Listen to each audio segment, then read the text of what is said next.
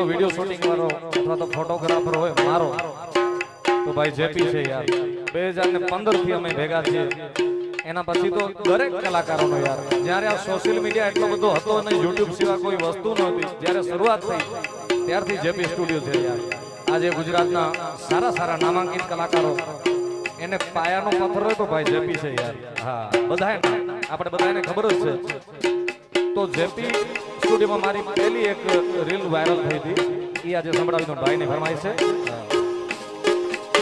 હા એ કોઈનો દી આવે રે કોઈનો સમય આવે રે એ કોઈનો દિવસ આવે રે કોઈનો ટાઈમ આવે રે મારી માં મોગલ પૂજે એનો જમાનો આવે રે એ વડલા વાળી પૂજે એનો જમાનો આવે રે કોઈનો દી આવે રે કોઈનો સમય આવે રે